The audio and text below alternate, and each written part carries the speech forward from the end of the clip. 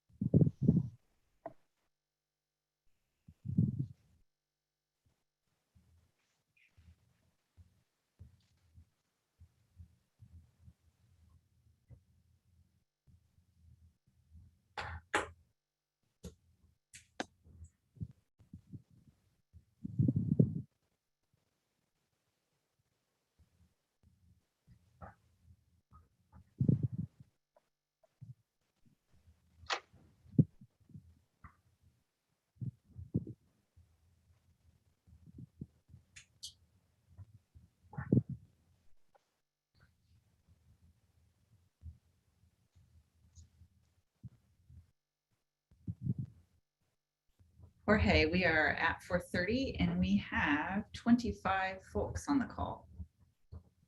Okay, did we have Dr. Butler log on? How are you doing, my distinguished colleague? Hello, Dr. Butler. I'm not going to introduce you yet, but I just want to make sure you're here.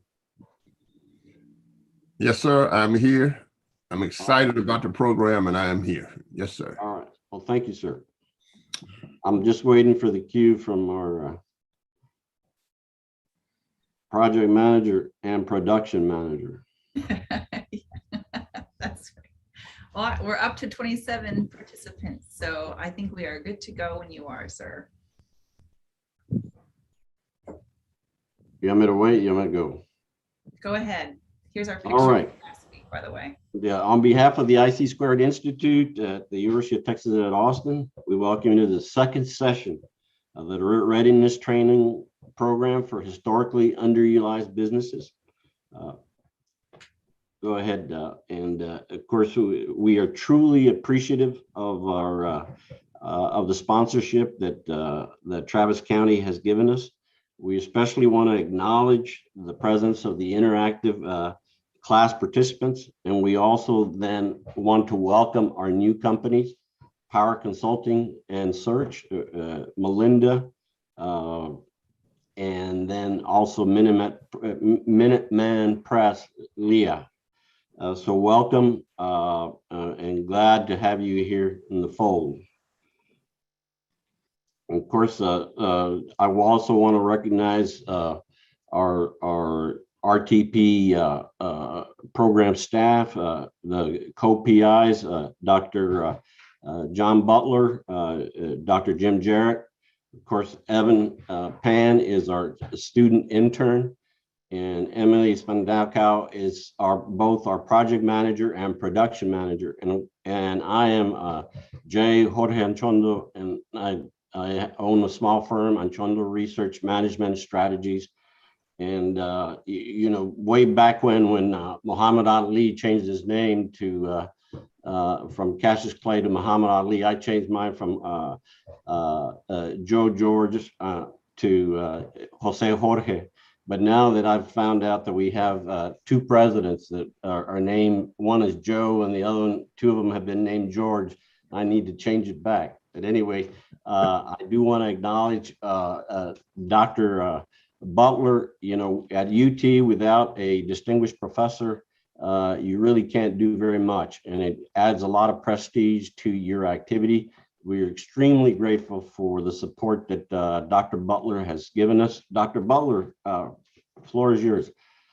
Yes, I would just like to say welcome again, and on behalf of the University of Texas and McComb School of Business, but the IC Square Institute, and nowhere else has been the bottom line for economic development in Texas. And we mourn one of our colleague today, Pike Powers, who certainly stood tall as we were changing Austin from a place with no opportunities to a place where businesses stand together. I just want to say very quickly that it is the networks. It is who you meet. It is how you change those networks into opportunities that's important for us. So one of the things that we know that you're excellent companies. That's why you're here. You're great companies. You've done great things. I can tell about Rob Hernandez's company. He's done, good stuff. But adding this component is your ability to network, your ability to spread your wings much, much higher. And so that we can say that the University of Texas in this readiness training program hope to give you a leg up on the competition as you move forward. Thank you very much. And again, welcome to the University of Texas at Austin. I'm sorry about the football team, but we still love the University of Texas at Austin. Thank you. Thank you, Dr. Butler. Of course, we want to make sure that you understand the reason that we're doing it. We're doing this program is to help you, and I emphasize the bottom of what you're reading, to bid competitively on both public and private sector procurement opportunities. And of course, we should read completely the importance of government contracting to hubs. Public contracting is the point of entry into the formal business process for many minority and women-owned businesses. And of course, governments rely extensively on you all to provide the necessary services and products.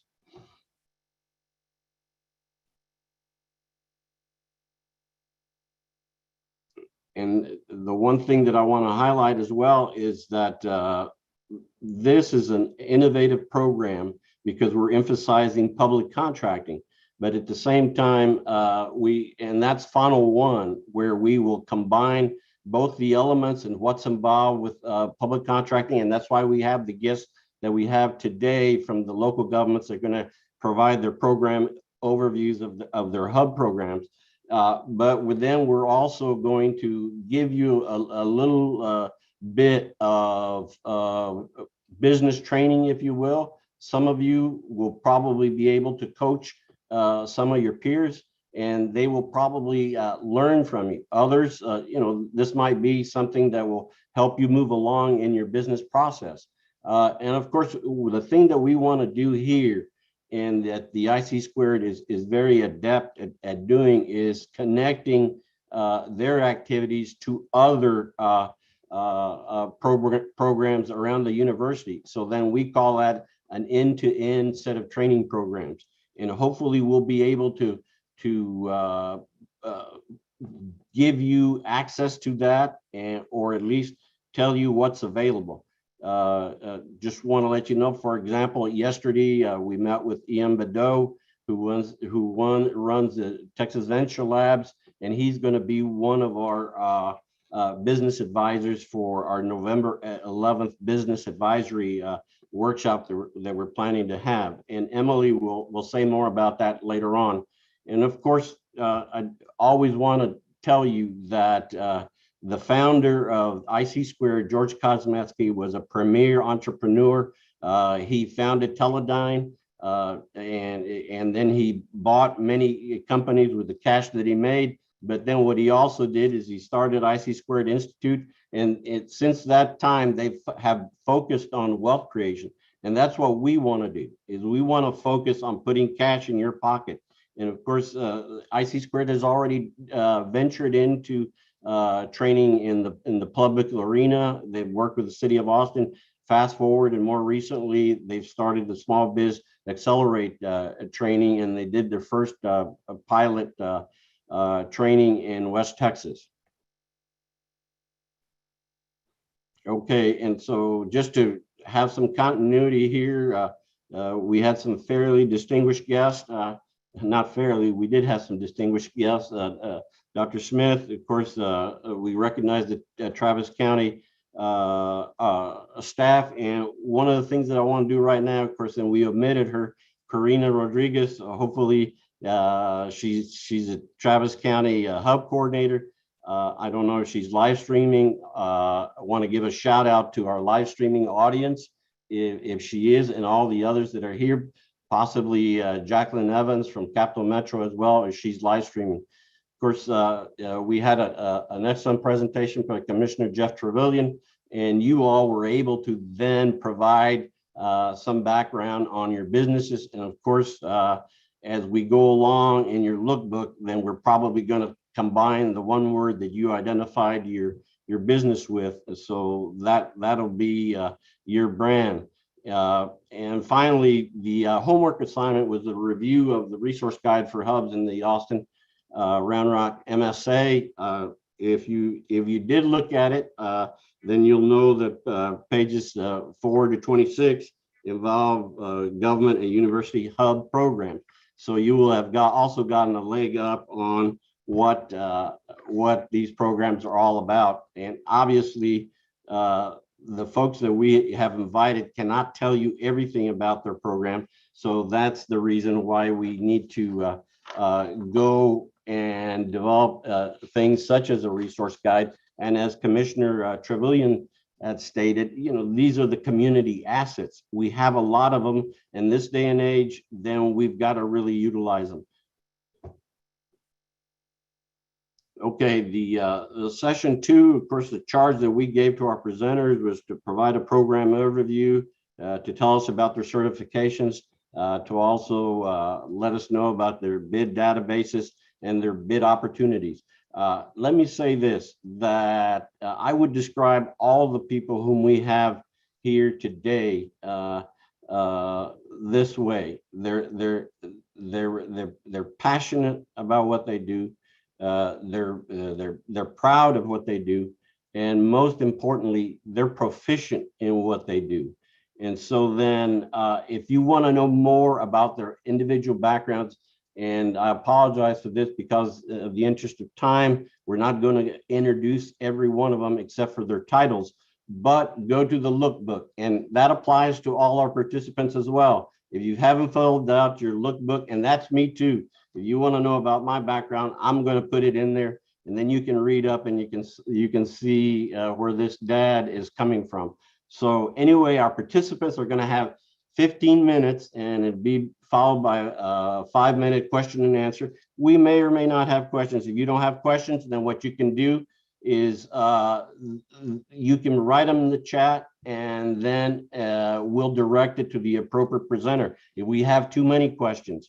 But this is how we're going to queue it up in the chat. Emily is going to take over at that point and then direct the question and answer period.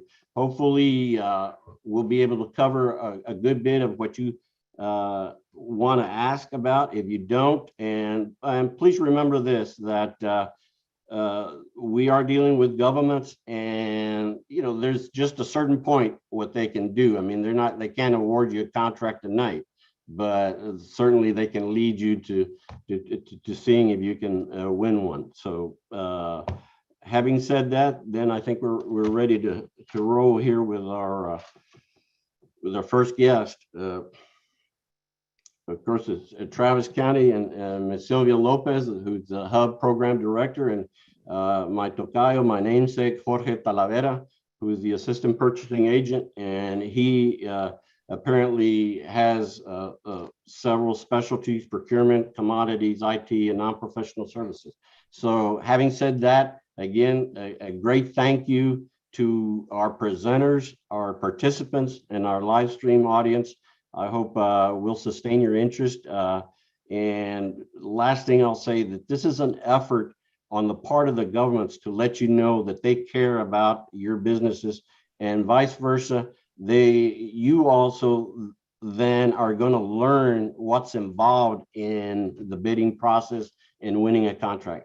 Having said that, Sylvia, good to see you. Hey, same here. Good to see everyone.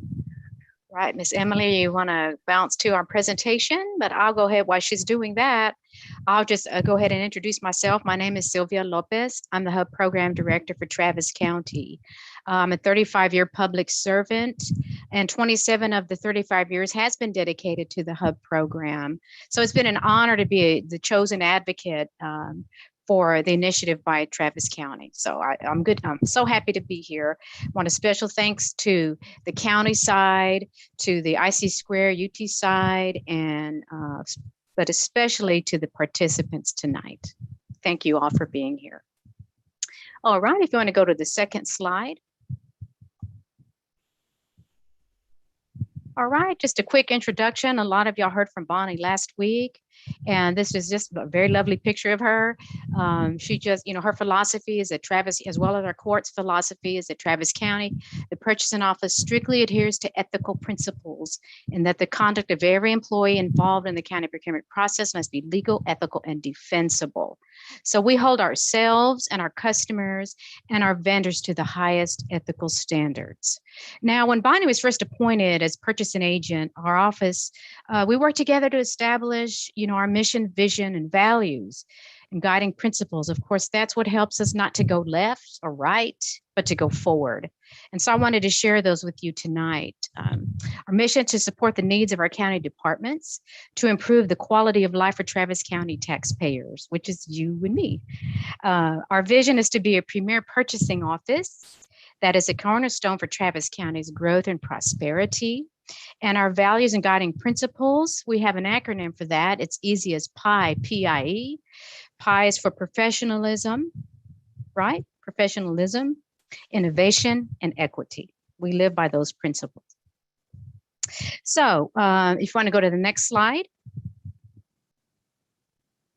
Okay, so our HUB program was adopted in May of 1994, and that was 27 years ago. We just recently celebrated our 27th anniversary. Where does the time go? It's flown.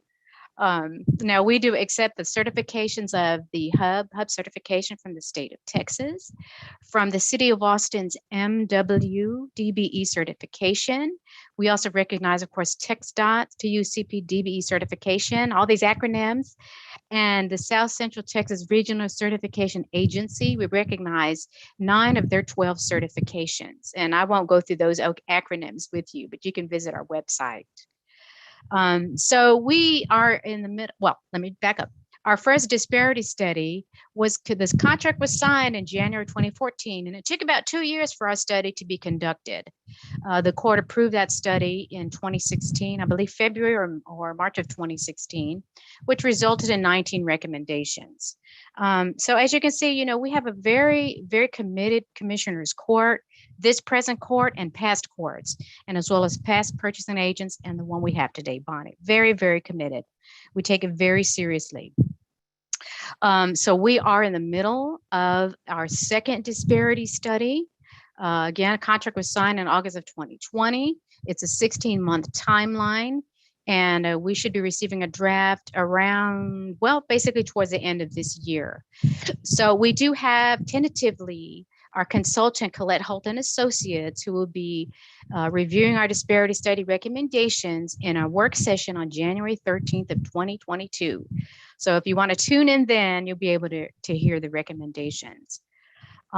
So we do have on our website videos that they're available for you and for prime contractors, of whether you're a prime or sub. We have videos on how vendors how prime contractors they can find you.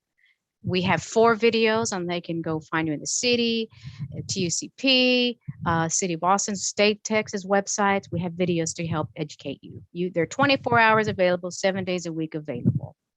So if you have any questions, you can email us or give us a phone call on the last bullet there. But I just wanted to leave you with a thought that, you know, the differences that we have, they're catalysts for innovation, creativity, and change. Okay. So, you know, our HUB program, the HUB program does serve as a major catalyst for change. So in the promotion of the inclusion and of diversity in our procurement processes. And it's basically helped us to award millions of dollars to historically underutilized businesses. For the last 27 years, we've awarded around $418 million to HUB businesses, and 99.24 of the 418 million was to HUB sub-consultants and sub-contractors. And so with that, I'm going to turn it over to Jorge for him to finish with the next slide. Thank you.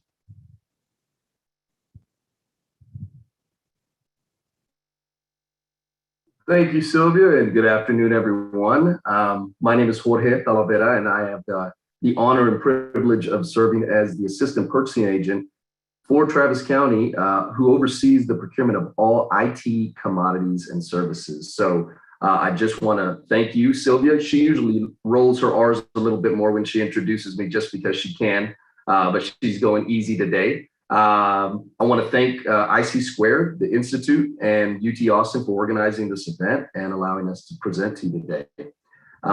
Also, thank you to all of the virtual attendees for taking some time out of your day to join us. We really appreciate your time and hope we can provide you all with some helpful information. So if you're anything like me, you're loving fall, crisp, beautiful days, cool nights. Holidays are around the corner. As Dr. Butler mentioned, Longhorn football fans are hurting a little bit right now, but we do have big league Texas baseball going. So big game tonight, go Astros. Today, I'll be telling you a little bit about what we do at the Travis County Purchasing Office and sharing some resources with you that may help you identify some potential opportunities for your businesses. So I know the time of year it is that business owners like you have to take care of your current clients and continue drumming up new business. So kudos to you all for taking the initiative to improve your business operations by being here today.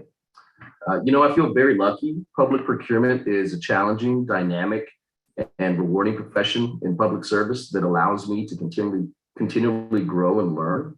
As a colleague recently shared with me in a way that sums it up nicely, public procurement allows us to do good work for the good of the people. As you all may know, Travis County has a centralized purchasing structure, meaning our departments all count on us to purchase goods and services on their behalf. We solicit and contract for goods and services to meet the economic and functional needs of Travis County. We help departments to fulfill their missions. And in coordination with our county attorney's office, we also ensure that our solicitations and contracts comply with all applicable laws and regulations. Our office supports over 40 Travis County departments with approximately 65 facilities totaling 2.2 million square feet. So there's always a current need or project or one that's being planned. We support our facilities management department, justice and public safety, emergency services, Starflight, and district and county attorney's offices, just to name a few. And my amazing team purchases everything from paper clips to helicopters and all the goods and services needed to support our critical operations like Starflight. It's pretty cool, and we buy a lot of stuff, and we do our best to obtain the best value. My colleague, Lee Perry, oversees the procurement of construction and professional services, and we both work for Bonnie Floyd, the county's appointed purchasing agent. She was just reappointed this year for another 2-year term, and she is on her way. She's our fearless leader and has continued to pave the way for Travis County to be a progressive purchasing office. As a Travis County taxpayer myself, I'm also very proud to be a good steward of the county's tax dollars. Our office does this through well-planned, effective, and efficient procurement and contract administration practices. We do our best to get the most bang for the taxpayer's buck. My mentor and good friend, Silvia Lopez, has been a driving force and leader of the Hub program at the county for most of its existence. Her body of work is truly astounding. Many in the community know and love her for her passion, dedication, and charming personality. And if we were all in one actual room together, I would be encouraging a big round of applause. So thank you, Sylvia, for all that you do. Okay, we have some online resources to share with you now. You see on the screen, we've got 4 links here. And the first is the Purchasing Office website. If you go to our website, you'll see a variety of useful links. When you click on solicitation link, if you could click on that, whoever's running, is this Emily? Thank you, Emily. If you click on that, it'll take you to our homepage. And when you click on a solicitation link, it takes you to our third-party procurement and vendor management system, Bidsync. So if you were to scroll down just a bit,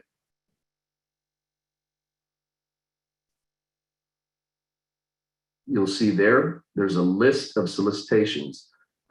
Those are through Bidsync, and really registration through Bidsync is the first step to doing business with It's simple and it's free to do business with us, and I would encourage you all to visit our website.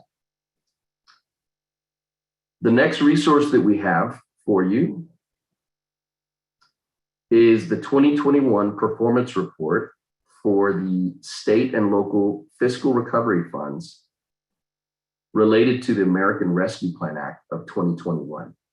And if you could click on that, please.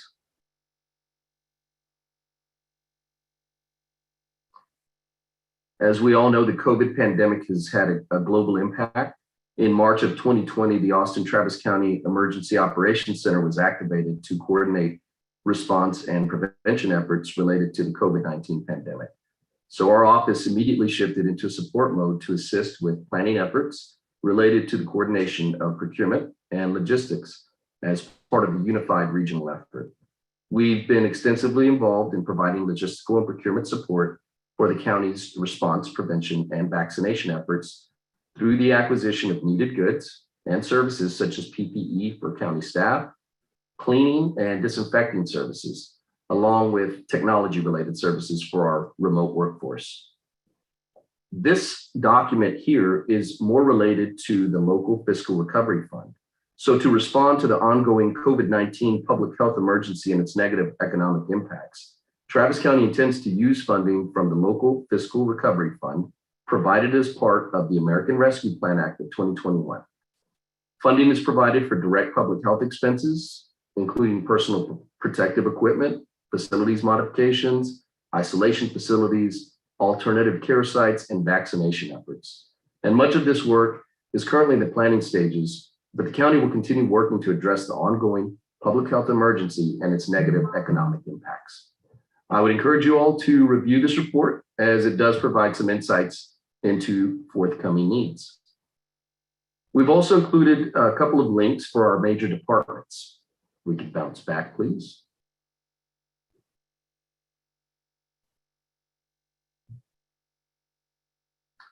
The first is the Transportation and Natural Resources Public Works Department, which is a major source for our construction projects. You can visit their website to review all of the capital improvement projects, annual work plans, and future projects. There's a lot of great info here about current and upcoming projects. At Travis County, along with getting the best value for our purchases, one of our primary goals for our design and construction projects is to ensure successful completion on time and on budget. And this applies for all design services and major and minor construction projects, ranging from small repairs to large-scale interior renovations and new building construction. Construction is one of the main areas where we spend dollars with hubs because the various subcontracting trades really lend themselves to subcontracting. So again, highly encourage y'all to take a look at TNR's website. The second big department that we've included is our facilities management department. And that's exactly what they do. They manage and maintain our many county facilities. On their website, you can review detailed information about the county's facilities, annual work plans, and green initiatives. Some of our facilities include courthouses, administrative and general office buildings, a forensic center, law enforcement facilities, parking structures, data centers, fleet service facilities, warehouses, and you get the picture. The list goes on. So I'd like to conclude by sharing a few tips for success when it comes to doing business with the county, especially for construction. Number one, read the solicitation in its entirety. The bidding requirements, scope of work, specifications, general conditions, bonding, insurance, and any other special requirements are very important for a successful response. Number two, find the right size projects to bid. You want to ensure that the project is suitable based on your company's capacity. Number three, ensure that your bid proposal is responsive, meaning it complies with all solicitation requirements, and that your company is responsible, meaning it is qualified and capable of performing the contracted work. Number four, attend virtual pre-bids and pre-proposals. This is the best opportunity to learn about projects and know which primes are participating. Number five, comply with purchasing's communication protocol and do not contact county staff directly. We want to ensure a fair and transparent procurement process in every one that we conduct. And number 6, do not perform work without a contract or PO in place that has been issued by the purchasing office. And that concludes my comments. Thank you very much for your time and attention. All right. Do we have questions for Sylvia and Jorge? I know that we had one on the chat there, Emily. Did you capture that one?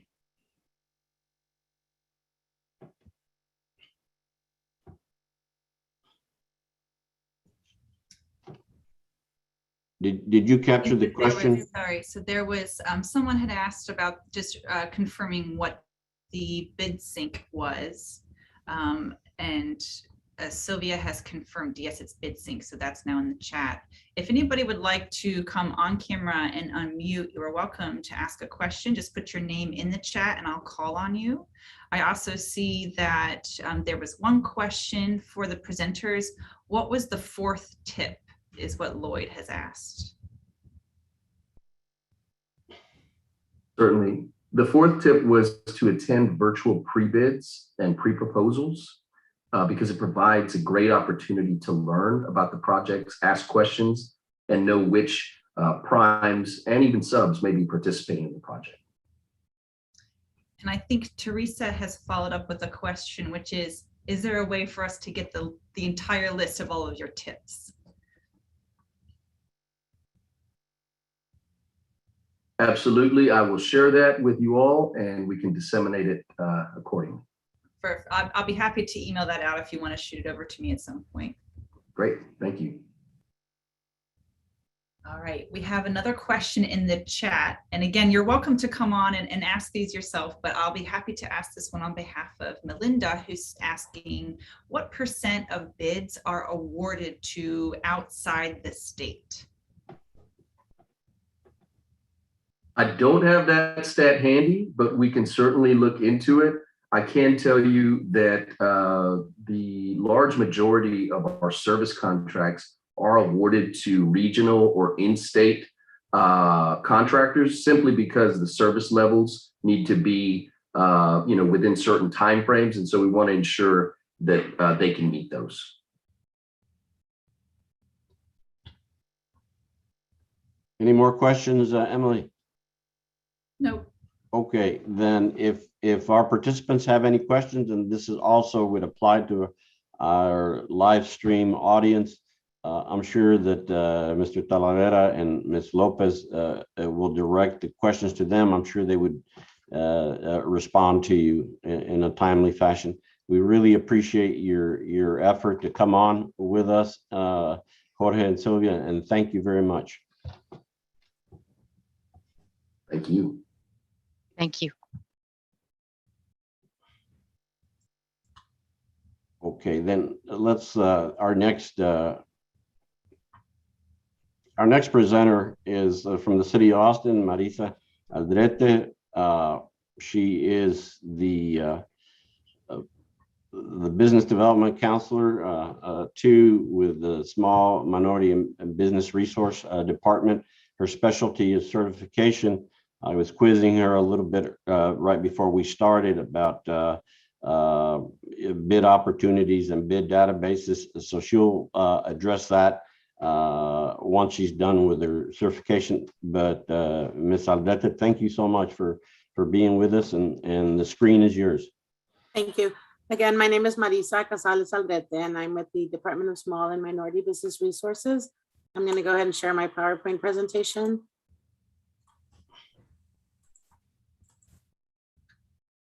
There we go.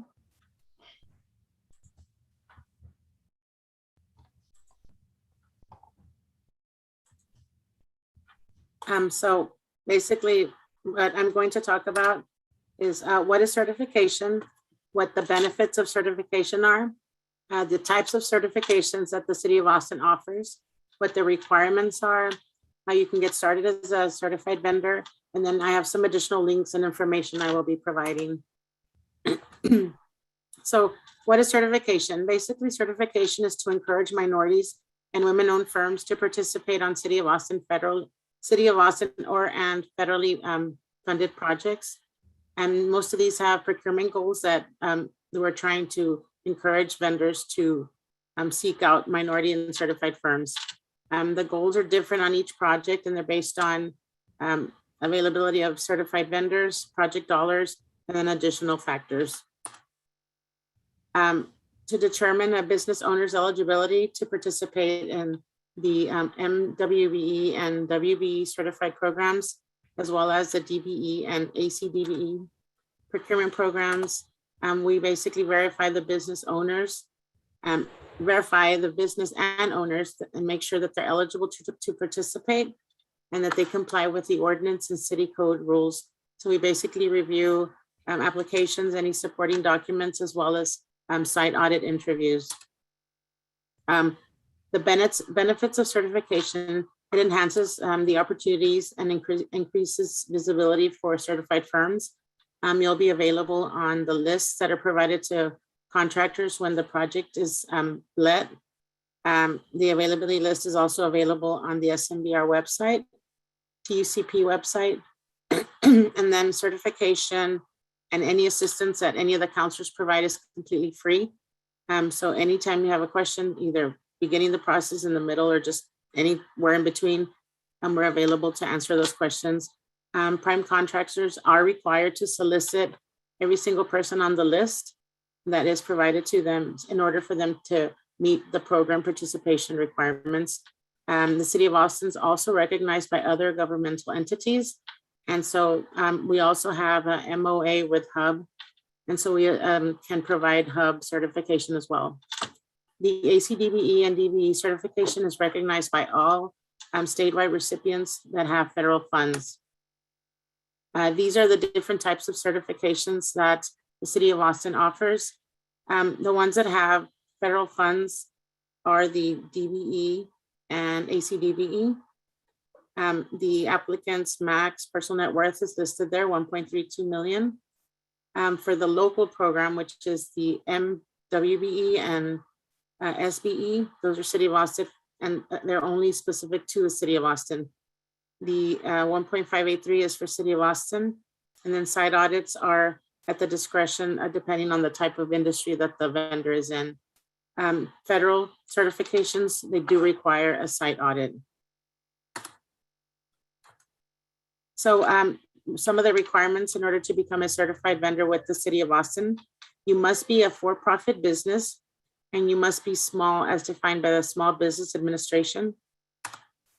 You have to be at least 51% owned, managed, and controlled by a socially and economically disadvantaged individual. You must be a US citizen or legally admitted resident. You must have experience directly related to the firm's primary scope of work. And there must be a facility and resources located in Texas for at least 90 days prior to submitting your application for certification. So who's considered socially and disadvantaged?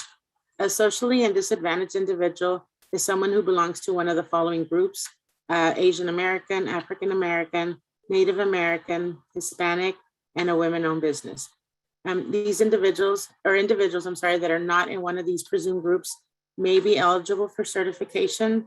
However, they must prove to SMBR how they are about their socially disadvantaged status. The personal net worth, as I mentioned earlier, for the local program, which is the MBE WBE, cannot exceed 1.583 million. And then for the DBE ACDBE program, 1.32 million. An individual's personal net worth, which is a form that we ask that you fill out, includes only the applicant's share of all assets that are held personally. It excludes property assets that are held directly by the applicant's spouse, assuming they're married, individuals' ownership interest in the applicant's firm, individuals' equity in their primary residence, and then tax and interest penalties. And this, of course, has a little caveat. Supporting documents. So we do ask for a resume of the owner, as well as any key staff, a personal net worth form. For the local MBE and WBE program, we do have a statement or alternate personal net worth. Personal tax returns are required. And then Proof of citizenship. Acceptable are a copy of your passport or birth certificate or legal residency.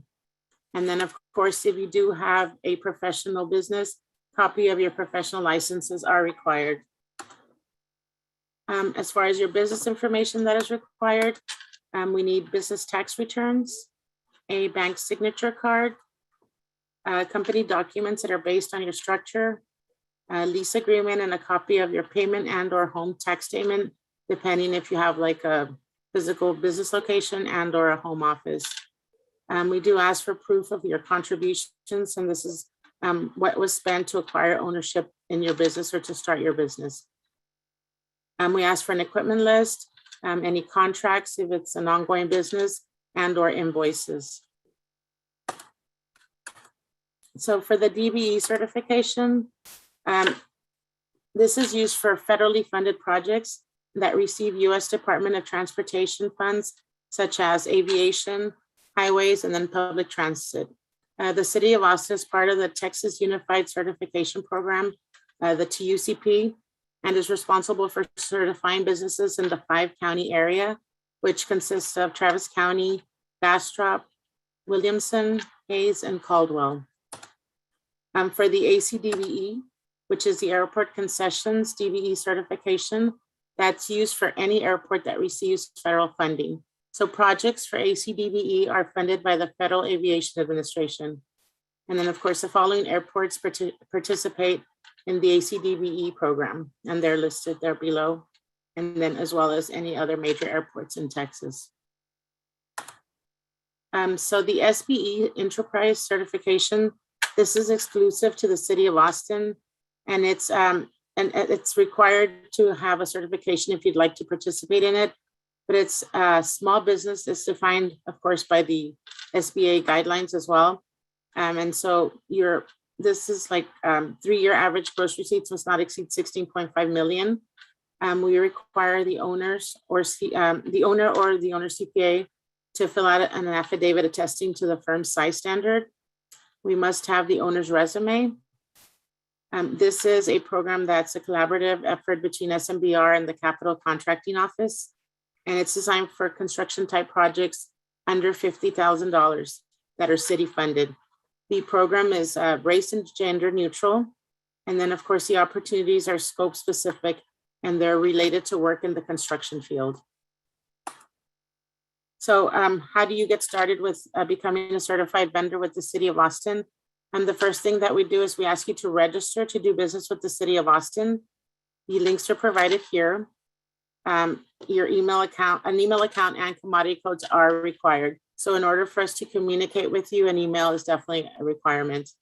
So you would complete your application thereafter with on the SMBR certification and compliance system.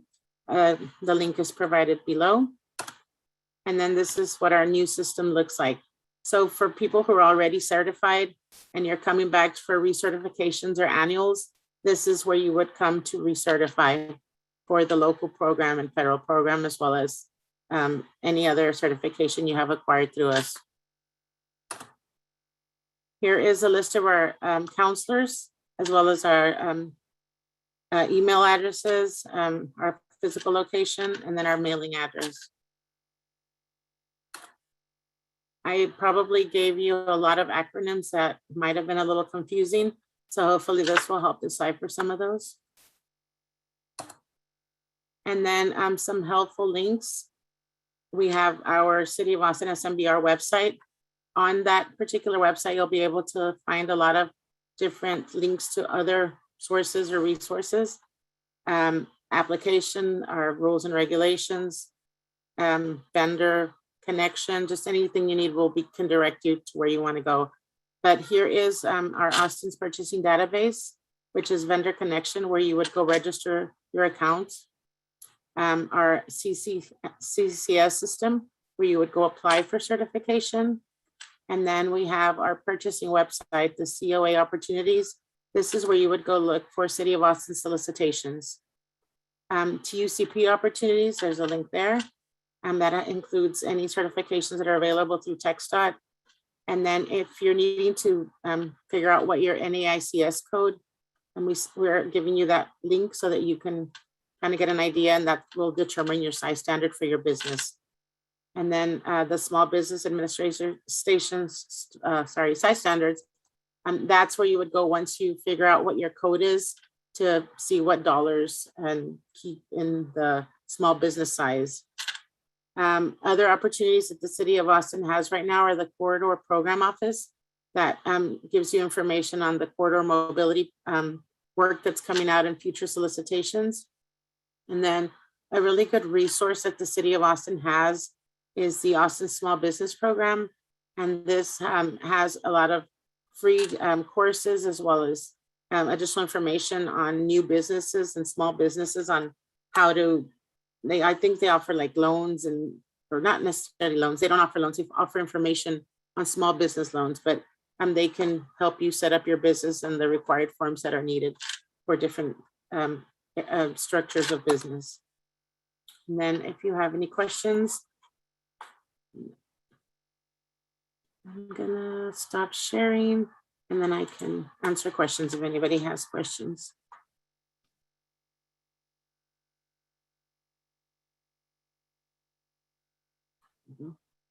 So Yeah. I think we have Okay.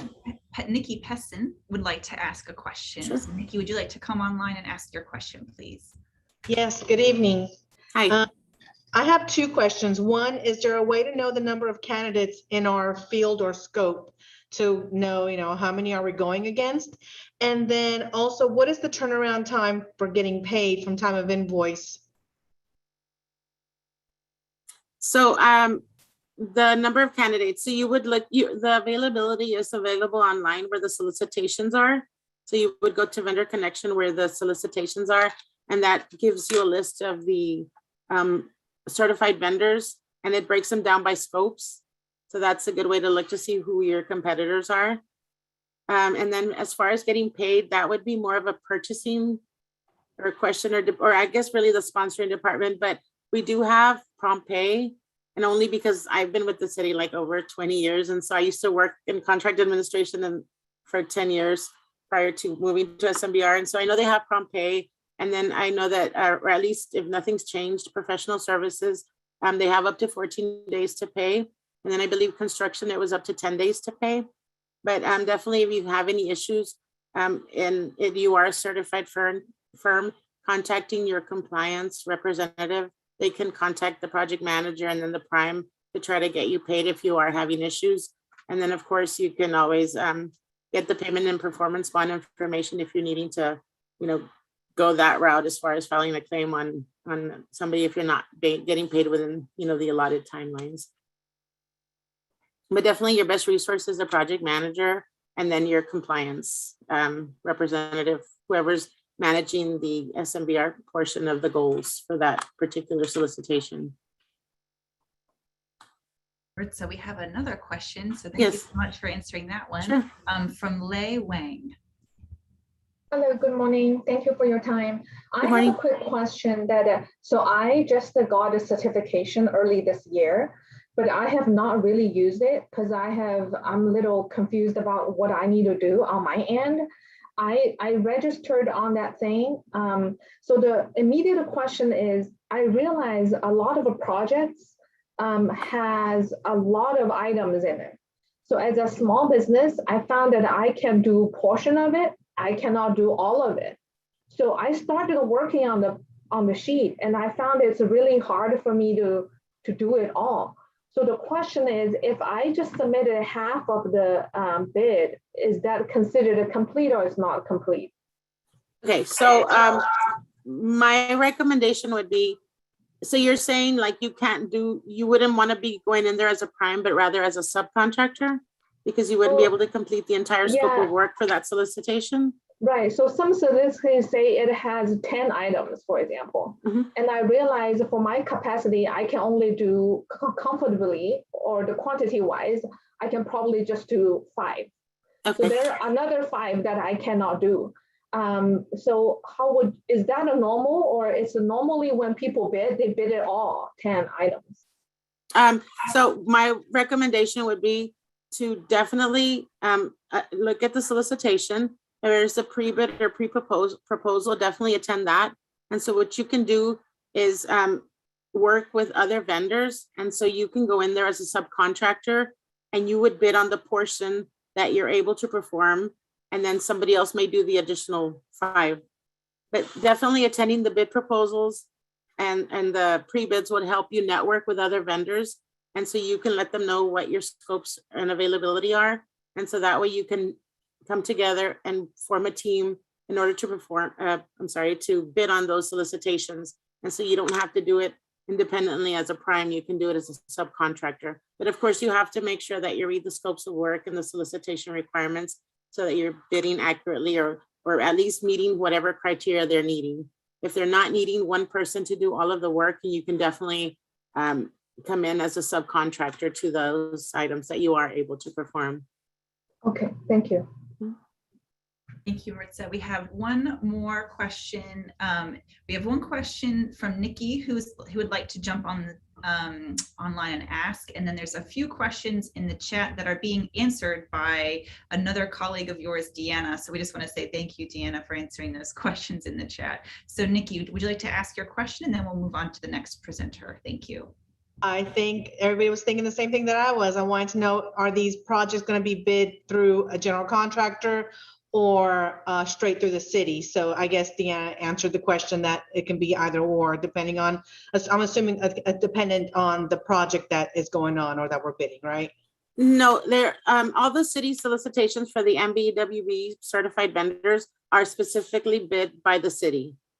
So as far as like what I was talking about as far as the subcontractors or prime contractors submitting solicitations, is that just is dependent on your capacity and your scopes of work or what you're able to perform.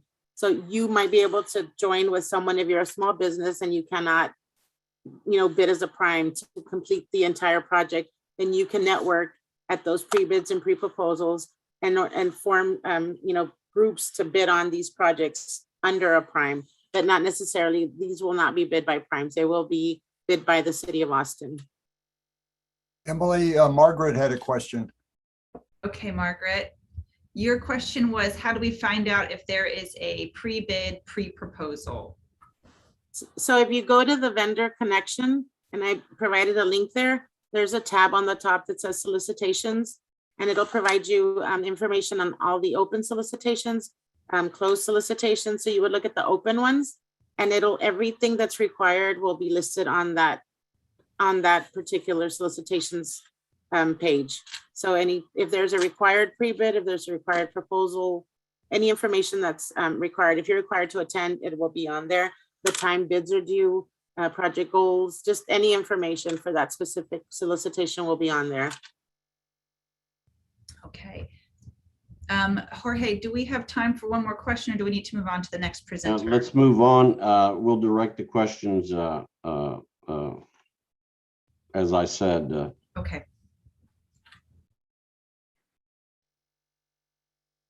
So thank you, Mariza, for your time. We really appreciate that. And the questions, it looks like we may have a few more to forward through to you and we'll follow back up.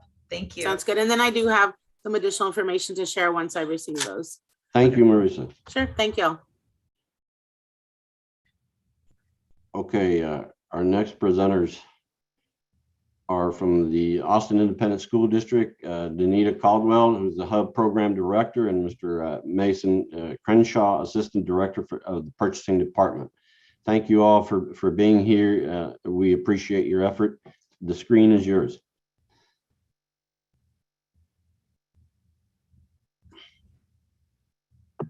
Can you hear me? Yes. Sorry, let us fix our echo.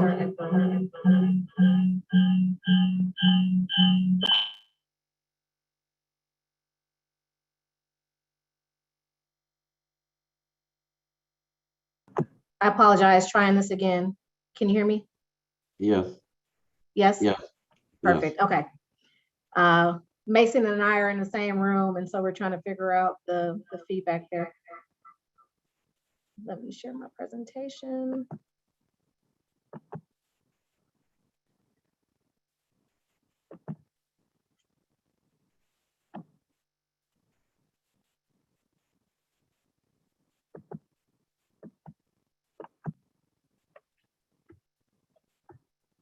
Okay. Good afternoon, everybody. Thank you so much for this opportunity. My name is Danita Caldwell. I am with the Austin Independent School District, and I oversee the historically underutilized business program. From here on out, I will be referring to our program as HUB. Long title. Today, I have with me Mr. Mason Crenshaw. He is the Assistant Director of Procurement. And so I'll start off the presentation and then we'll give you some information from our procurement folks.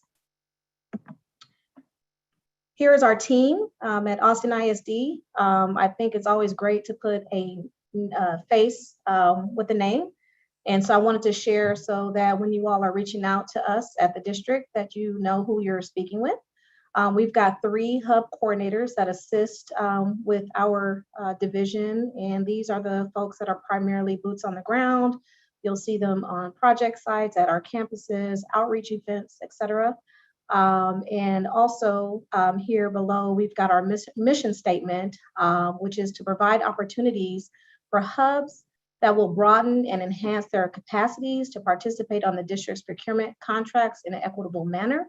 Essentially, our goal at the district is to create equity in contracting. We want our kiddos on the campuses to see faces that reflect theirs in the communities as they see the beautiful transformations that we are making to the schools through our 2017 bond program. Here at the district, we accept 6 certifications from 6 certifying agencies. 1 and 2, you can see in bullet 1, North and South Central certification agencies, the statewide hub program comptroller's office, City of Boston, Women's Business Council Southwest, as well as the Minority Supplier Development Councils. And we focus on our areas, which would be Houston, Dallas, and San Antonio. Through these certifications, because I know, like, for example, the Minority Supplier Development Councils, they have a broad base of certifications. Although we have expanded our certifications, we still focus on MBE, Minority Business Enterprise, and WBE for the district procurement.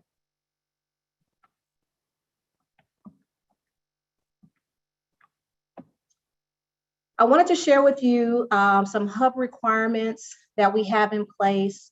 And this primarily would be for general contractors or if you're submitting as a prime. But I also think it's good for our hubs that partner with some of the larger businesses, just so that you can understand what our requirements are and what the required forms are. This particular example focuses on our competitive seal proposals. I wanted to highlight because we recently made some significant changes so that we can create more incentive around increasing our hub participation, and I'll get to that a little later in the presentation. So I want to draw your attention to our required hub documents, which you see there, our hub utilization report. So that's where we track all of our hub payments that are made throughout the life of that contract. The hub compliance checklist. Our hub checklist is a part of the solicitation process whereby we can ensure that none of the requirement forms are missed. We do have certain requirements in place that if, depending on the type of form that's submitted, if it's not submitted and or submitted inaccurately, then you run the risk of being deemed non-responsive. And so our goal is always to help our contracting community to be successful with their submissions.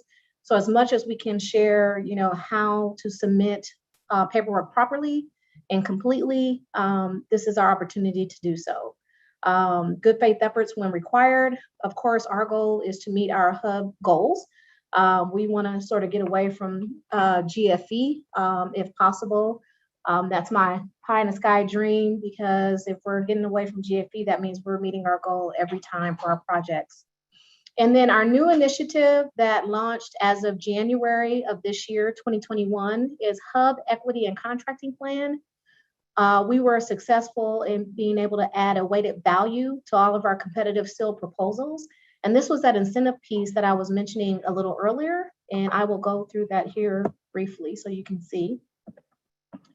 So this is how the scoring criteria breaks up with our Hub Equity and Contracting Plan. This is a required document to be submitted with all of our CSP proposals. It's broken up into 3 separate sections. The first section really focuses on hub participation. So there's a total of 8 maximum points allocated. If we see that all of our hub goals are met and that we have hubs, not only that we're meeting goal, but we're meeting goal in what we consider major trades, right? So we want it to be meaningful work and partnerships that are given to our hubs. And obviously, the more that we can bring on GC hub firms at the prime level, the better for us as well. So that's always our goal as well, to continue to grow our hubs so that you are able to be competitive and submit eventually as a GC.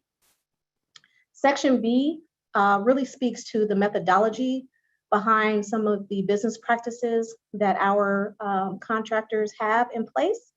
And or if they don't, it gives us an opportunity to help cultivate that within their companies.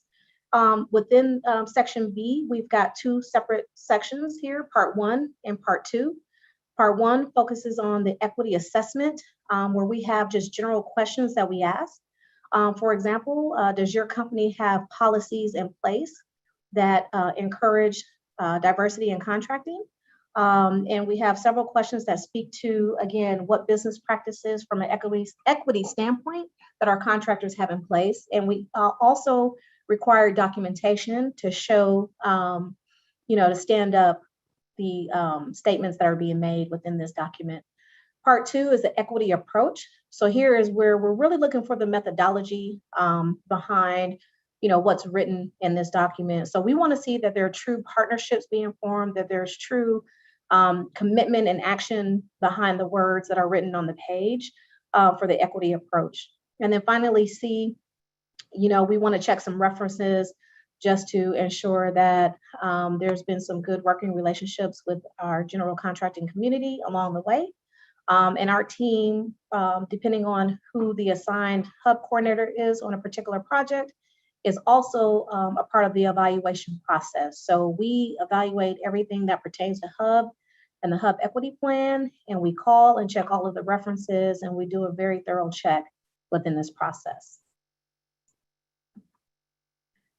I wanted to highlight for you more so from the trade standpoint, because Mason will talk a little bit more about projects, but here's some upcoming projects, tangible. Some of these are very, soon, might not be realistic for you, but it still gives you an idea of the type of projects that we have.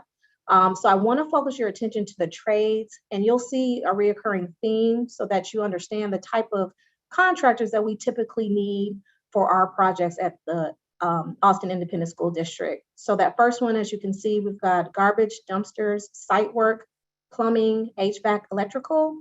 Again, for the second opportunity, you see the same, garbage, dumpsters, HVAC, electrical. The last one here, site work, HVAC, electrical.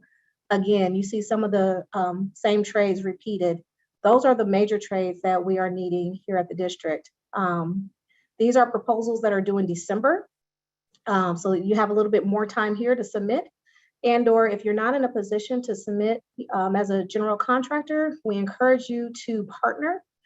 Reach out to our hub program, and we can definitely connect you to some GCs and to form partnerships so that they can fulfill their hub goals. In this last section, these proposals are due in January. Site work, concrete, masonry, metalwork, doors and windows, and these are specific to that particular solicitation. Those are the trades that we are needing. And as far as the next one, we don't have, so the other ones you'll notice there were dates in parentheses. We don't have the hard dates for these two, but Mason will go into more detail on how you can stay connected so that you receive direct communication regarding our procurement opportunities. So here are a couple of ways to stay engaged with our hub department. We have project-specific virtual training sessions. So if you have questions about a solicitation that's posted, we can schedule a training for you where we'll go through all of the information. And this is outside of the pre-bid. There are certain things that we are able to speak to and still be within, following proper policy, procedure, and laws. And we've got information on our website where you can schedule these sessions, and I'll have a contact page where you can have the Hub program website for that information. We also have Hub forums, and with these Hub forums, this is your opportunity to present to our Hub program on the level 1, where we just really have a casual conversation. We want to learn your story. We want to hear, sort of, how we can align you to our projects at the district, and then how we can prepare you for our second level meeting. And those meetings are typically with our construction management leadership, as well as our project managers and any other relevant stakeholder, depending on, what type of business or service that you're bringing to the district. And there's a direct link where you can click to register for one of those sessions. And then we just started what we're calling Hub meet and greet sessions. Our Hub meet and greet sessions, a little different from the forums. This gives a more relaxed atmosphere where we are inviting hubs to present during our project managers meeting. Our teams meet bi-weekly, and they want to know stories. Everybody has a story, and learning and understanding somebody's story just really connects you to that business. And so this was a request that came out of our project teams. And so we're super excited to start this initiative where we are able to bring in and just celebrate your story and share, your journey. And then, that helps to begin to build those relationships with our project teams. Here's our contact information. So the office number here is our department office number, and then that's our department email address. Here's the website. So if you go to our website, you'll be able to navigate, and you'll see where there's training opportunities that you can click and submit a web form to request any one of those meetings that I mentioned to you earlier. We are on social media, Twitter, as well as LinkedIn. Now I will pass it to Mason.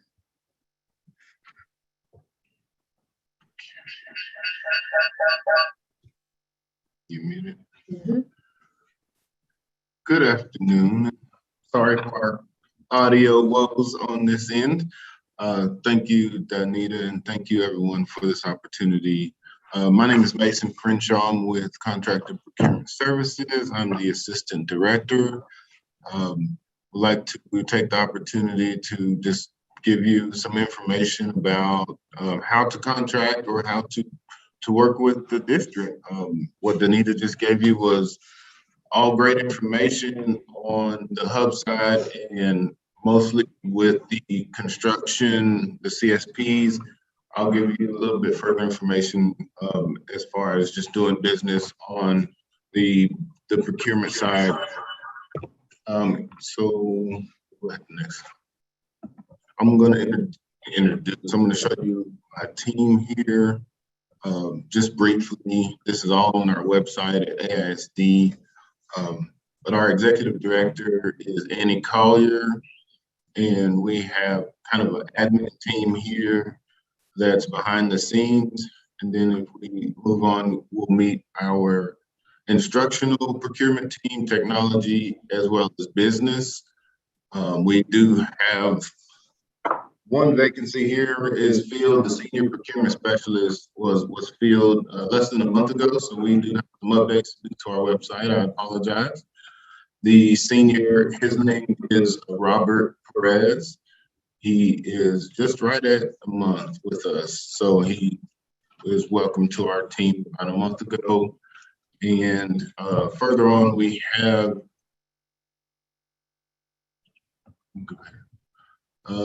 our construction procurement team. This is the team that would be responsible for all of those bids and CSPs that Danita just went over and spoke with you about. So those would come out of their, I call it shop, they'll come out of their job. And then we also have a food services team that does separate procurements just for food for our kiddos in the classroom. We are very similar to what you heard from the city and the county earlier. I mean, I wanted to say to Jorge, everything he said, right? Because the nature of procurement is run by government, and it's highly regulated. So you won't see much different or hear much different. I may go into a different side of it, but our law here, if you see it, we're governed by the Texas Education Code 44031. If you want to drill into it anytime, it is a very short read. It basically covers a few things. I'm going to go over just the high points. The one piece is the value, and the next is method. So it dictates that we have to, if any procurement reaches a $50,000 on an aggregate or more in a 12-month period, then we have to stop and do a procurement. So what that says is it's based off of categories of procurement and not necessarily vendors or anything else. So if we are buying TVs and we bought $50,000 worth of TVs, we have to stop and do a procurement. So looking out and looking forward, when we know we're going to spend that much moving forward, we'll just go ahead and issue the formal solicitation. The methods in which that we are able to procure these are listed below. The first four are the ones that I'm going to focus on, which will be competitive bidding. If you notice, it says other than construction. Again, that's a lot of what Danita covered earlier, so I'm not going to go deep into it. Those will all be posted. I'll show you how to get to the site in just a moment.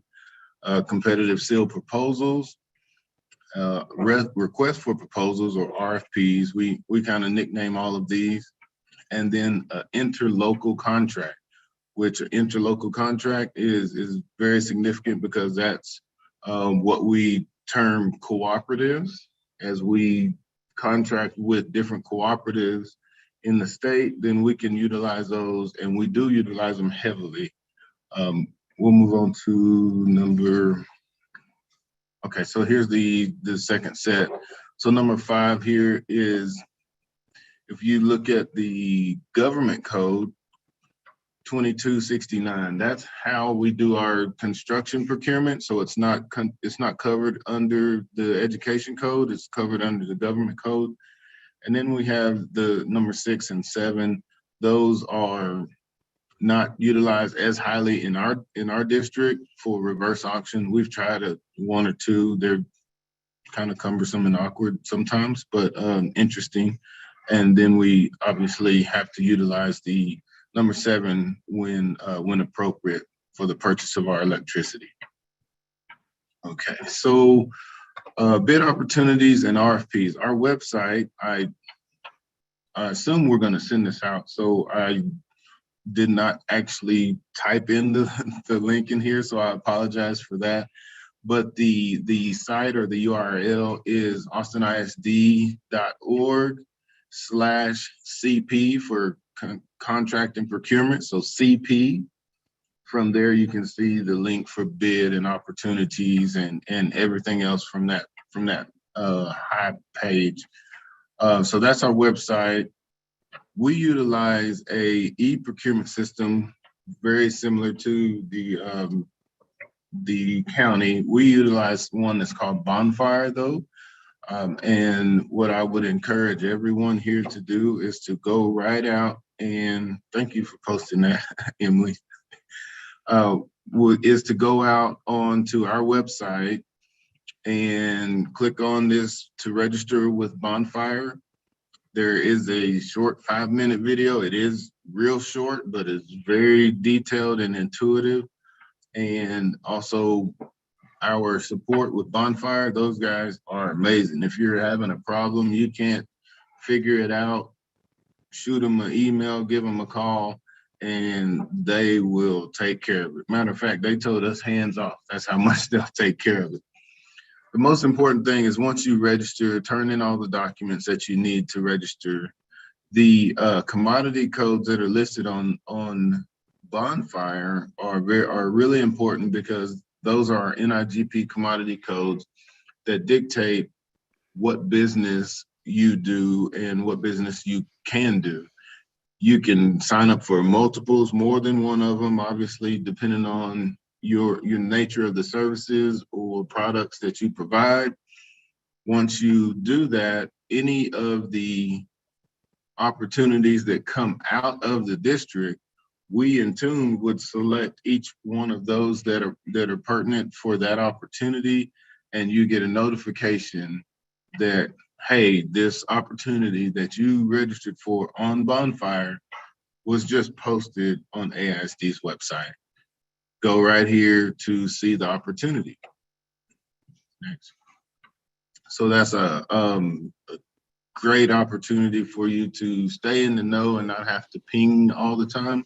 Some of those lists that Danita showed earlier was exactly from the site. She just typed it in separately, right? But you'll go there and be able to kind of easily see. So solicitation key components, which I'm going to piggyback again from what Jorge said. These items, your solicitation number and title, are really key as you are looking at a solicitation and getting ready to respond or submit a response.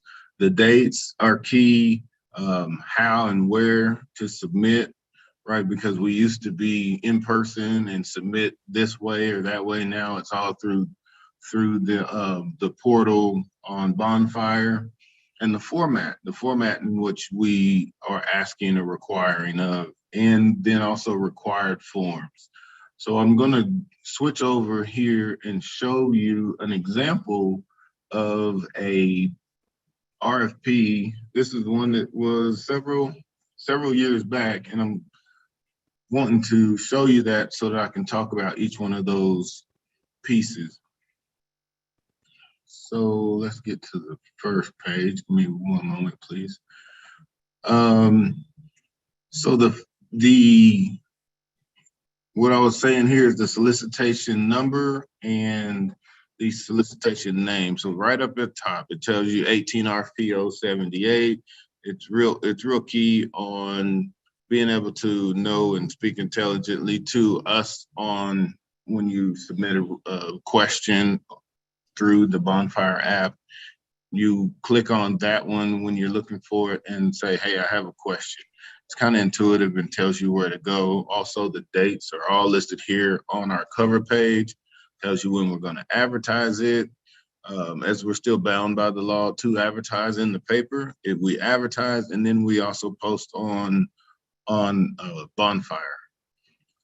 Where and how, if you look down, it says in the red, it says deliver sealed proposals to. Obviously, this one is pre-pandemic because we were receiving them. Now it's all digital. So Bonfire would be the mechanism, and the ones that are posted now do not say deliver sealed proposals anymore. And then let me scroll down here to show you the format.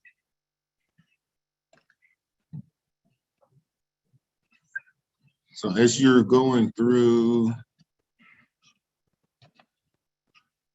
the proposal format, will show you on an RFP exactly how we're asking, or requesting you to put it together to deliver to us. So it'll have even the sections, the preface, tells you exactly what we're asking for. Give us an executive summary of your business, your proposal, and here's the sections. We want a summary, we want a scope, we want the finances, we want the references. And all of this is in response to the main scope, which was what we scrolled through right after the introduction. Here, I'll go back and show you. It says the scope, which I believe is the third item. Hang on, let me go back to the scope. Yeah, right here. So we have introduction and term, and then scope of services. So within your proposal, your scope will be in response to our scope, obviously. So it'll be really pertinent to read through each and every piece of it. It even tells you here on this one that we were going to contract for 3 years with additional renewals or whatever the term may be. And then lastly, lastly, I want to cover the required forms. We have to do a responsive and check, a responsive and responsible check, similar to what Travis County said. If you see here, we list a form and it's required. If that form is not turned in, we literally cannot accept your proposal. So you have to go through each one and fill it out and respond to it. Even if there's nothing to fill out, you have to fill out and say that I have nothing, like the conflict of interest, which is a question that we get quite frequently. Please fill it out and still submit. And then the last part I'll just cover is if you look at the evaluation section on a lot of them, we tell you right up front exactly how we're going to evaluate, how many points are in what part of your proposal that we're going to look at as a team and evaluate your proposal. So we are trying to do everything upfront, equitable, and by the law, and just want to give everyone this knowledge and opportunity to know. Let me switch back to our presentation.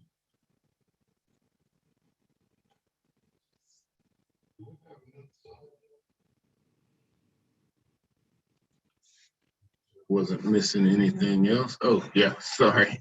So with that, I'll say thank you to everyone, and we will open it up for questions. Yeah, and if I can interject here, we're going to take about 3 questions, and then if you don't mind answering the questions in the chat room, we would really appreciate it, or we forward the questions to you. We've got 2 other presenters, and so let's open the floor up for questions for Ms. Caldwell and Mr. Crenshaw, if we have some. Thank you. Melinda, would you like to jump on and ask your question? Yes, hi Mason, it's Melinda. I have a question. Down in your evaluation, it's twofold. How does that process of evaluation prevent the same decision makers choosing the same vendors that they're comfortable with over considering a new vendor? Because my concern that I see is people decisions can override or interfere with an evaluation that follows the guidelines of your organization. Yes, that's a excellent question, and thank you for that.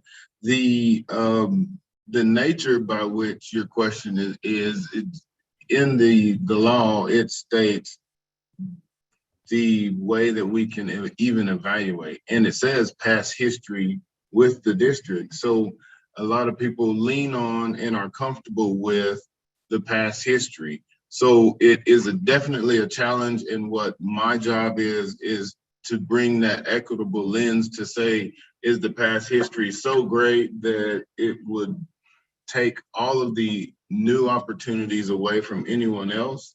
So that's why we want you to not miss points or scoring in some of the other pieces of the pie, because obviously you don't have the past history.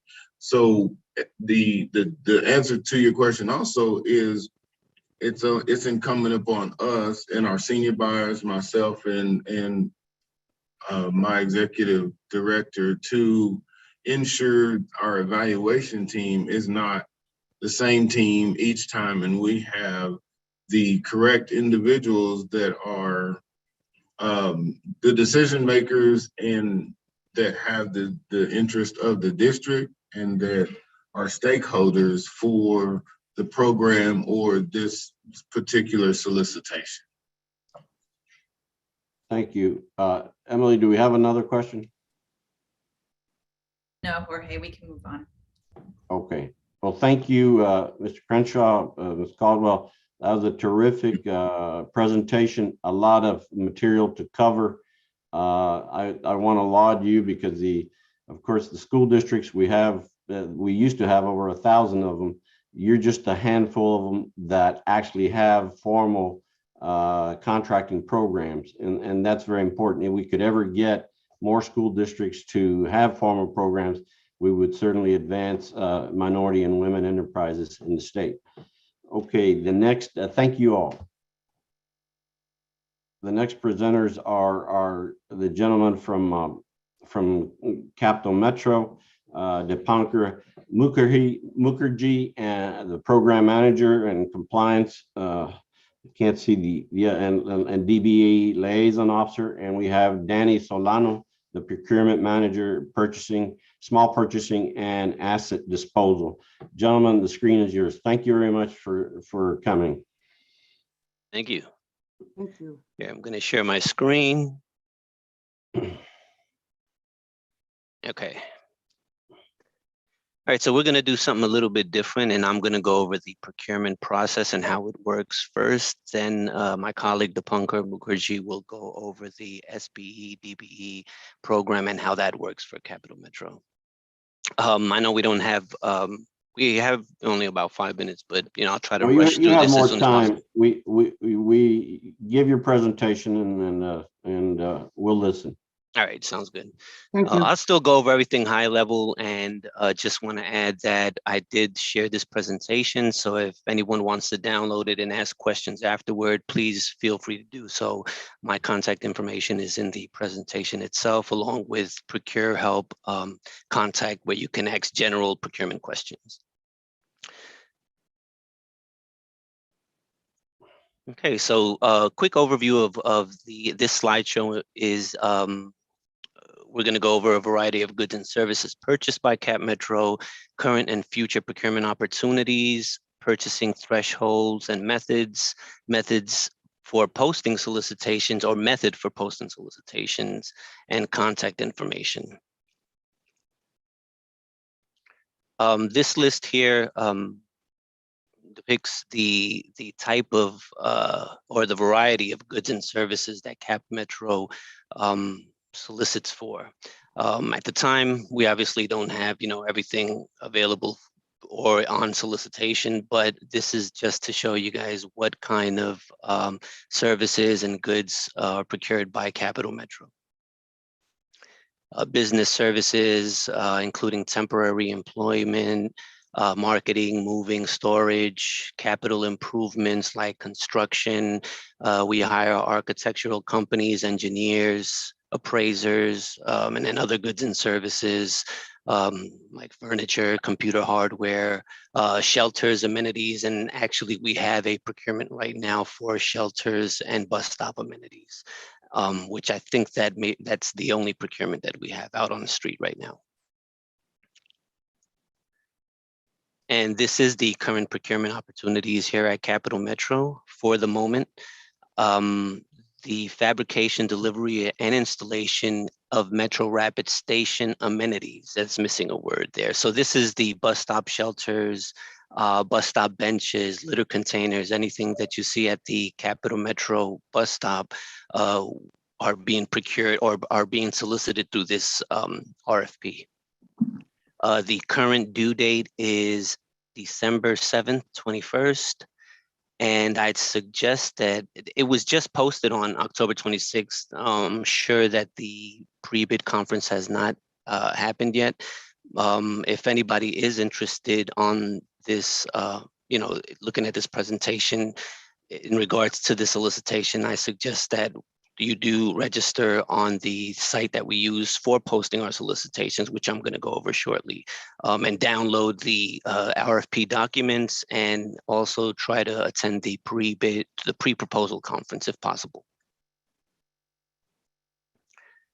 This slide shows our future procurement opportunities, which you'll see coming up in fall time. This is a short list, but we do have a lot of services that may be popping up throughout this year. And I suggest that you do keep an eye out on the Planet Bids website for any future opportunities, once I go over that in the next slide.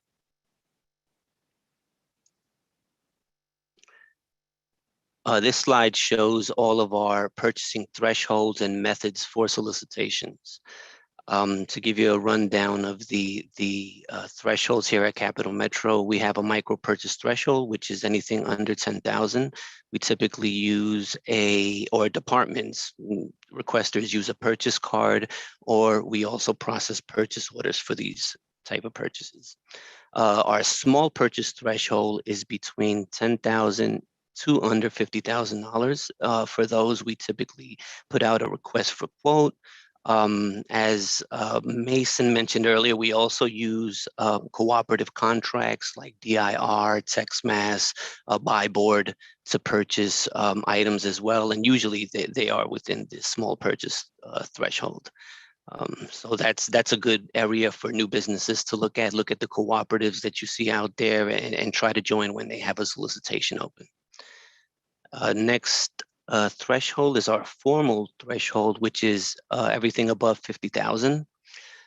For that, we would use request for proposals, invitation for bids, statement of qualifications for professional services, and these are all posted on the third-party site that we use, which I'll go over in the next slide. Let's go there. Okay. Method of posting solicitation. So all of the formal procurements that you see, and including some RFQs, they're all posted on a third-party site called Planet Bids. They're similar to the other sites that the other entities mentioned earlier presentations, but this is another one. This presentation has a link that takes you straight to the registration site for Capital Metro. I do suggest you guys go in there, register under Capital Metro. You'll use your commodity codes for the services or goods you offer, and that's how you'll be notified once a solicitation comes out on the street and is in your field. Another good way of seeing what's out there also, and also if you're a small business looking for primes, is reviewing the solicitations that are posted and trying to attend the pre-bid conferences or the pre-proposal conferences. That was mentioned earlier by other entities as well, and that is something that we definitely encourage. If you're a small business and you can't provide maybe the overall service, that's a way for you to contact or kind of network with the primes, which they typically attend these pre-bid and pre-proposal conferences, and then you can get with them and see what they have, if they need a sub, or if you have certain services you offer, you can inform them at that time or get their information as well. We also post plan holder lists on Planet Bids. So after a pre-proposal or an invitation for bid, pre-bid conference is completed, if you did not get the opportunity to attend, you'll see that posted under the solicitation of your interest. So you'll see a plan holders list there posted with contact information for all of the primes and vendors that attend, as well as the Capital Metro personnel who attended as well.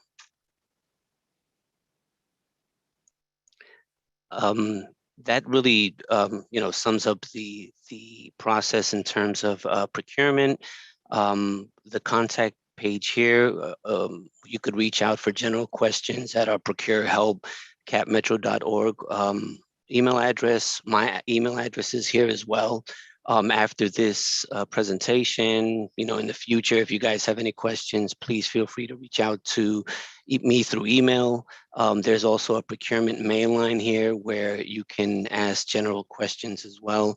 And we'll have an administrative assistant that answers all of those or forwards them to the proper contract administrator or buyer, or even the procurement manager or director at Cap Metro if needed.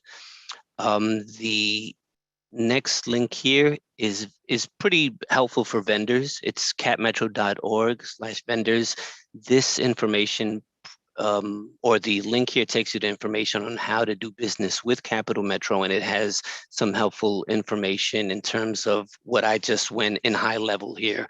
So it talks about, you know, the different procurement processes we use, more information on Planet Bids, and the different items that we purchase. You can also find new future procurement opportunities. The two documents I shared here with current and future procurement opportunities, they're current, but you'll see those posted on our Cap Metro website weekly. Those get updated weekly. And then the Planet Bids link is here. This actually takes you to the help portal. If you do have any issues registering on Planet Bids, please contact Planet Bids directly. Their phone number is down here as well, and you can contact them between 9 and 7. Basically the information that some of the other entities gave regarding the third-party site that is used, it's the same exact information that they ask for here. You need your commodity codes, your basic vendor information, but it'll take you through a whole list of items in order to register for Capital Metro. And it is absolutely free to register for Cap Metro. With this said, I'm gonna pass it over now to Diponker Mukherjee so he can go over our DBE and SBE program at Capital Metro. Thank you, Danny. You're welcome. Good evening. This is Diponker Mukherjee. I'm the Capital Metro's DBE Liaison Officer. And in Office of Diversity, Equity and Inclusion, we manage DBE and SBE programs. So today I'm going to touch some highlights and high points on our programs. So next slide, please. DBE program, as you probably already know, that this is a federally funded, federally required. We put DBE goal on a federally funded project.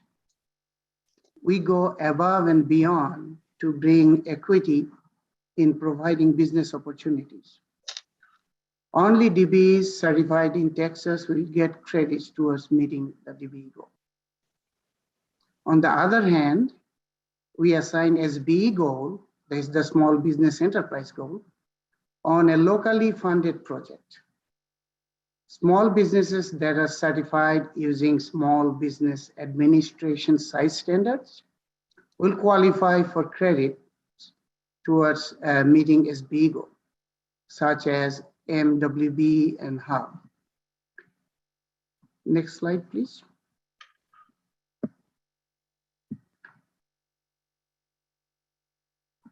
Last year, we achieved 25% DB and 34% SB commitments in contracts, more than what we projected.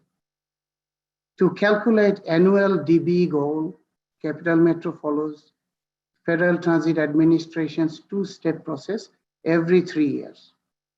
Project-specific DB and SB goal calculation considers NAICS codes, North American Industrial Classification System codes, by work areas, and ratio between census data on all firms and certified vendors. Next slide, please.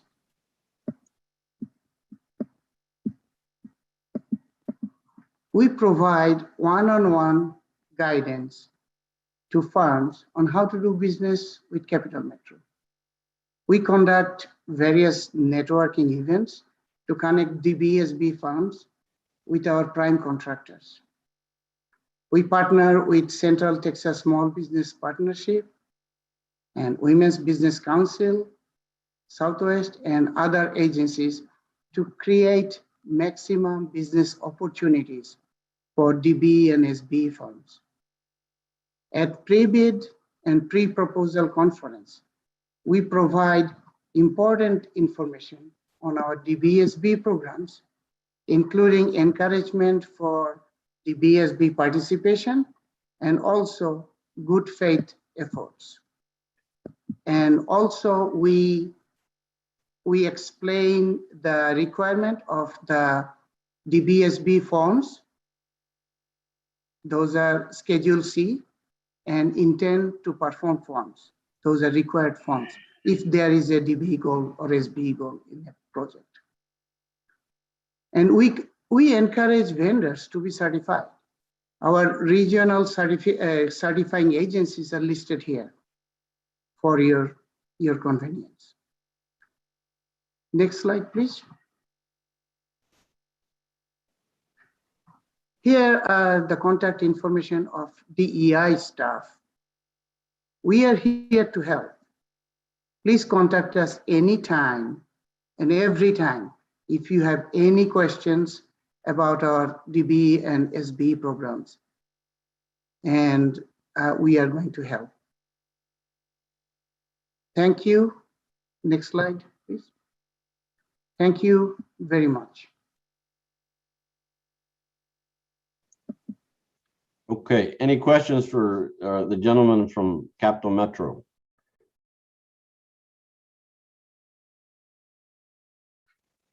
If you think of some, please forward them via chat, and we'll certainly direct it to them. You may have mentioned, you may have heard Commissioner Trevelyan say in his opening presentation, and incidentally, he's the vice chair of the Capital Metro board, that what is Capital Metro going to do with the $7 billion that they're going to get over the next 10 years? That's a good question that the commissioner posed. So thank you both for helping us to go down that journey, and I'm sure we'll see you again. Thank you all. Thank you very much. And our final presenter is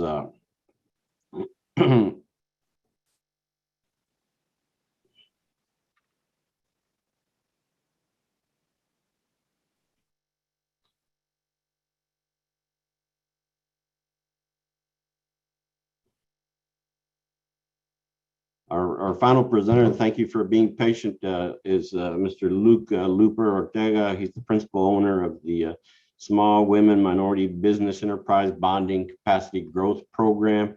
And of course, in order to do business, and generally if you go over 50,000 bucks, then there's going to be some requirement for bonding and or insurance. That's all I say. He's the expert. He can give you the requirements for the various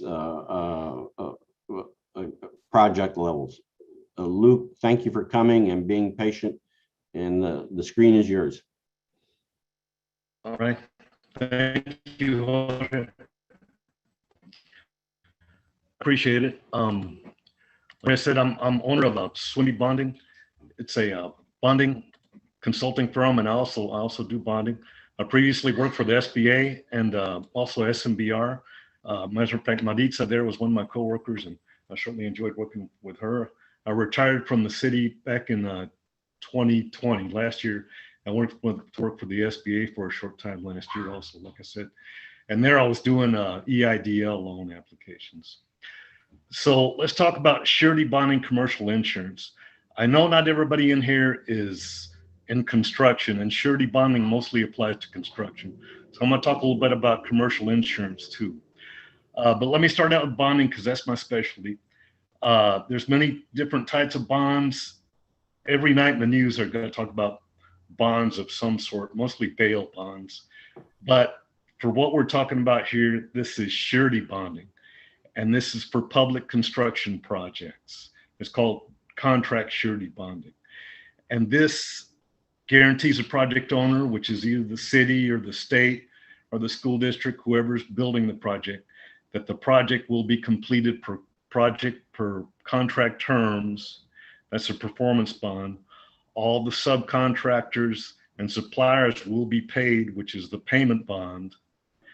And there's also a bid bond out there. In order to bid on a project, a construction project, the prime contractor has to turn in a bid bond also. So move on. The difference between bonding and insurance. Now, commercial insurance provide protection for a company owner, a small business owner, let's say in this case, or a hub firm, and the contracting entity. If that's Cap Metro or AISD or whoever, in the event of accidents or errors. If a construction company is building something and they're doing scaffolding, the scaffolding falls down and hits some cars or something, then obviously that's a construction accident, and the small business owner and the contracting entity are both going to be liable for that. And that's where the commercial insurance comes into play. Surety bonding is just for construction projects. And again, that provides protection for the contracting entity to make sure that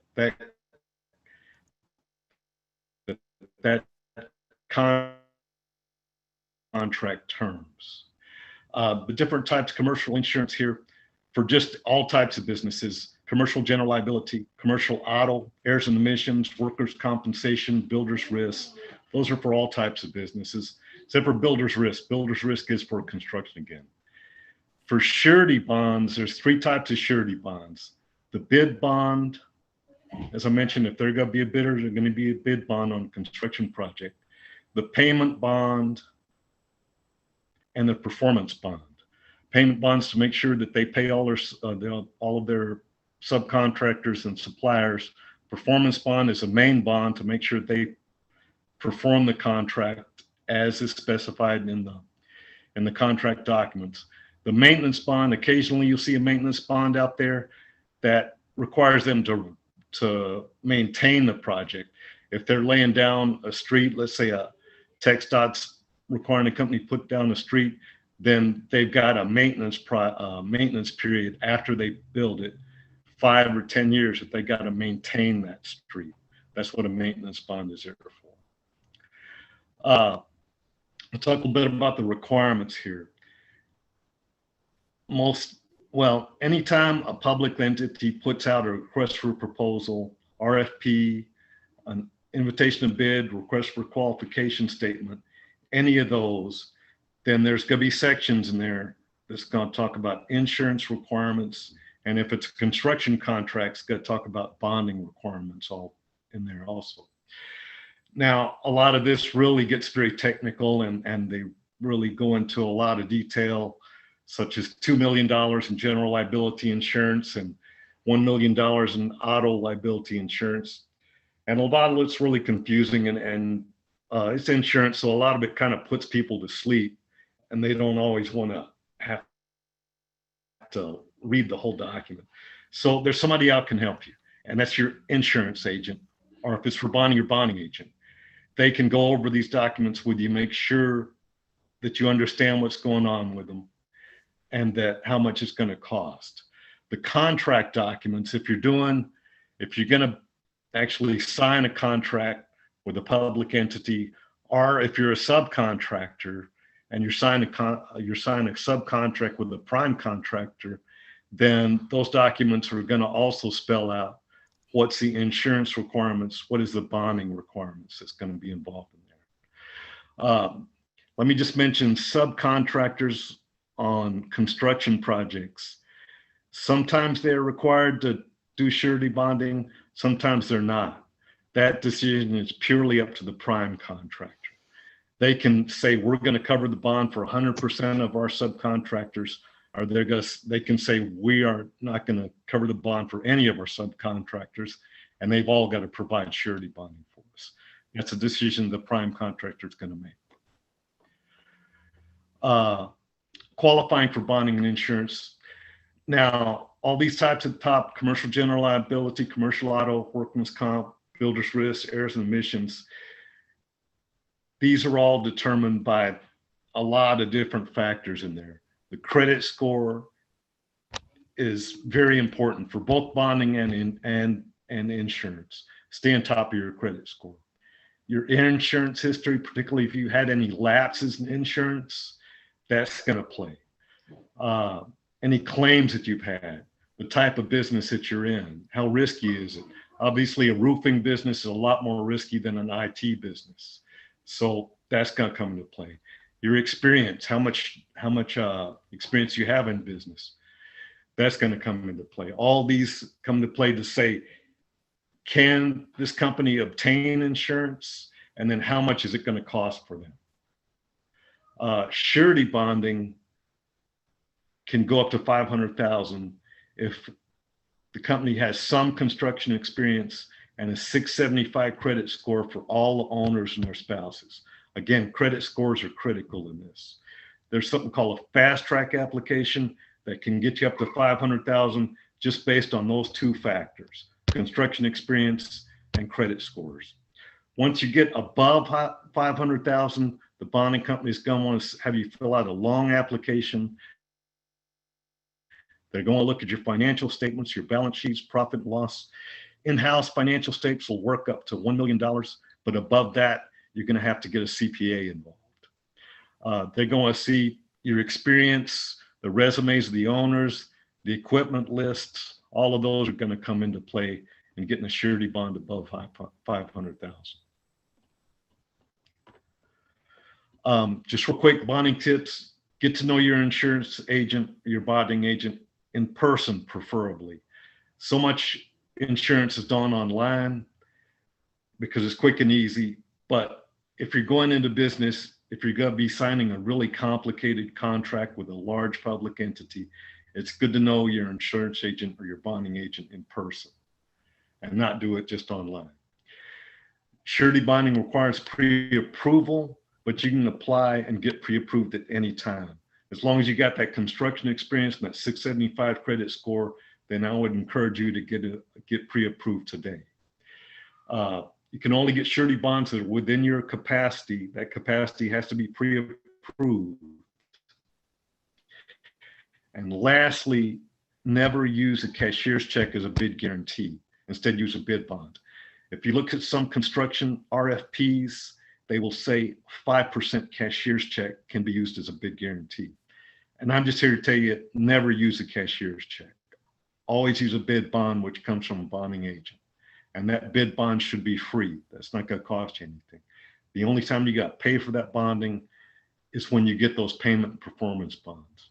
And then that bond is usually going to cost you about 3% of that contract amount. So if it's a $1 million contract, you're going to be paying about $30,000 for that surety bonding to cover that. Okay, and that's all I got. I didn't put my contact information down here, but real quickly, SWMBE@gmail is my email, and my number 210-722-2522. And that's it. I appreciate everybody. If you have any questions, anybody have any questions? Are there any questions for Luke? Emily, did we have any chat questions? We had one question in the chat from Shauna, which was personal credit or done in Bradstreet or both? Personal credit. It's always personal credit. You know, the only time done in Bradstreet comes into play is if it's a big corporation, like a Hensel Phelps or a American Airlines or something. Then they're going to look at the done in Bradstreet. They're going to look at the corporate credit. But for any small company out there, they're always going to look at personal credit scores. Thank you. Thank you for that question. All right. And any more questions from our participants? I really rushed through that. Appreciate everybody staying awake. This is insurance. It's not always the most exciting subject, but I loved it, you know, and I appreciate everybody staying awake for this. Yeah, well, you just have to win a big contract to realize how important bonding and insurance is. They'll be scrambling for the phone for you, Luke. Thank you very much. Thank you to all our presenters here on our local agencies. Very informative. Don't forget that you can go back and review what they said. All this stuff has been pre-recorded. Also, if you think of a question that you want to ask them, please forward that to us, and then we'll transmit it to them. Thank you for your attention. I'm going to turn it over to Emily, and we'll see you next week, God willing. So hi, we're gonna wrap it up, but I just want to say thank you again to all of our presenters tonight. That was, I learned a lot, and I'm very appreciative of your attention and your presentation. So thank you. I'm showing our logo screen. It has expanded since last week. So thank you to everybody for sending along your logos into as we're building out our lookbook. So we can see everything beautiful here. Just a reminder, next week, we're moving from our lens of local Travis County agencies to state agencies and DBE certification. So a similar process with regards to the program overviews and certifications, their bid database opportunities and other actual bid opportunities. So that is coming up next week. The other event that is coming up, and you may have seen this in your resource guide, but we had developed some ideas around mentor sessions. And as we've connected with some folks to bring on board to be our business advisors, we've sort of reshaped this program, which is an extra session on November 11th. That will be running from 6 to 7:30 p.m. online, and we're going to be holding what we're calling a business advisory workshop. So we're going to send out an exercise for companies to prepare prior to this event, which is going to focus on your value proposition. So you're going to take some opportunity to sort of work on who you are with regards to your company, what you offer, and then we're going to workshop that with our business advisory crew who will be joining us for that event. In addition to that, we'll be having a moderated discussion in groups, and we'll also provide an opportunity for some peer-to-peer networking. So that's going to be coming up on the 11th, and we'll be sending out further information on that towards the end of this week. We're expected to press send on Thursday with that information for the 11th session. The last few items that I want to mention, we have a private Facebook group. I will resend that link if people want to join that. And I also want to give a shout out to Andy Santana, and I don't know if I said your last name properly. I apologize. I have a last name like that as well. But we are also forming a LinkedIn group, and I will be sending that out tonight with everything post session. So you can join our RTP for Hubs LinkedIn group and all get to connect. If you have not created a LinkedIn profile before, I'll be sending a guide on how to do that as well. And I'll also be sending our lookbook so we can actually see each other's companies and get to know each other and have contact information. So lots of ways to stay connected. And that is everything for tonight. I'll be sending out emails, but in the interim, you're always welcome to contact us. I'm happy to answer questions. Thank you for all the hard work.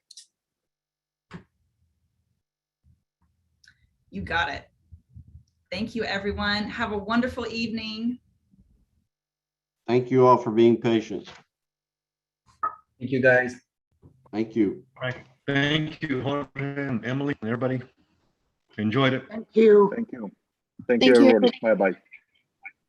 Thanks Bye. for all the good presentations. Good night. Bye-bye.